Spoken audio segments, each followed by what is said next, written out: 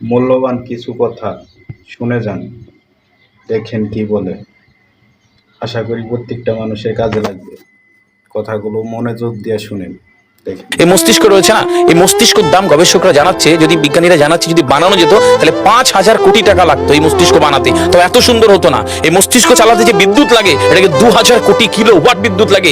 একটা মস্তিষ্ক পুরো বাংলাদেশ চলে যাবে, আর কিছু বিদ্যুৎ বাইরের দেশে বিক্রি করে এই দেশ টাকা রোজগার করতে পারে। এই আপনি চিন্তা করেন যে শিরোপোষের এগুলো একটা তারের হেডফোনকে পকেটে দেবেন আর বের করবেন, দেখবেন ছাড়াতে হচ্ছে, তাই না? চুরি জানা লেগে যাচ্ছে। এই পুরো শরীরের মধ্যে এরকম জড়ানো পেছনে যত শিরা আছে না, এই শিরাগুলোকে বলা হয় খুলে খুলে রাখা হলে 11 একর জমি লাগতো, 11 একর জমি লাগতো। কেন? ইমাজিন আমাদের মধ্যে কি রয়েছে, পুরো শরীরে 650টা মাংসপেশি রয়েছে, যা ইনস্ট্রাকশন দেবেন তাই করবে। আজকে একবার ভেবে না, কাল একটা বাইক কিনবেন, হন্ডা কিনবেন, আপনি বাইরে বেরোবেন দেখবেন সব বাইকের দিকে নজর যাবে। এই বাইকটা ভালো, এটা সুন্দর, মাইলেজ ভালো, কোনটা ভালো কি দেখবো। যতক্ষণ না কিনবেন মস্তিষ্ক আপনাকে ছাড়বে না, ও চিন্তা করতে থাকবে। ঠিক সেরকম একটা কমেন্ট যখন দিয়ে দেবেন, এই মস্তিষ্ক আপনাকে ওই কাজে এগিয়ে নিয়ে যাবে। পৃথিবীতে মানুষ না বেসিক নিডস গুলো ফ্রি পেয়ে গেছে। ভাবুন তো একবার, পৃথিবীর সবচেয়ে লাক্সারিয়াস ড্রিঙ্কের নাম জানেন? পৃথিবীর সবচেয়ে লাক্সারিয়াস ড্রিঙ্কের নাম হচ্ছে পানি। পানি, জল। যদি 5,000 টাকা লিটার কিনতে হতো তাহলে মানব জাতি কয়দিন বাঁচতো? তো পৃথিবীর পানিকে ফ্রি করে দেওয়া হয়েছে। অক্সিজেন, একটি গবেষণা জানায় সারাদিনে একটা মানুষ যত অক্সিজেন নেয় এই টাকা দিয়ে কিনতে হতো তাহলে 3.5 লক্ষ টাকা লাগতো একদিনের। শুধু রাত হয় বলে আপনাকে কত টাকা ইলেকট্রিসিটি বিল দিতে হয়, তাই না? ফ্রি পেয়েছি। আমরা সারাদিনে যতবার অক্সিজেন নিই, শ্বাসটা নিই, 17,609 থেকে 23,608 বার। এই যার একবার দমের কষ্ট সে জানে একবার শ্বাস নিতে কত।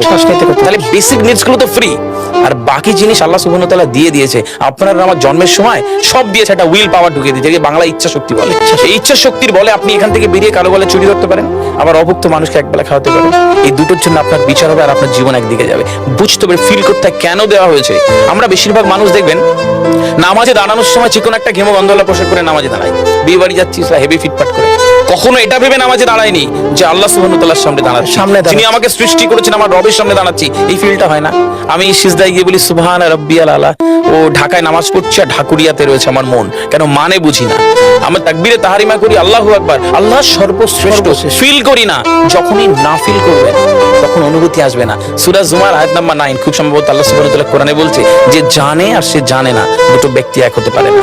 সুতরাং বুঝতে হবে। হাদিস শরীফে আমরা সবসময় পড়ি না যে শহীদের রক্তের তুলনায় জ্ঞানীর কলমের কালি অনেক বেশি মূল্যবান। কেন বলেছে? ফিল করতে হয়। এই ফিল যখন কেউ করবে তখন তার জীবনটা বদলে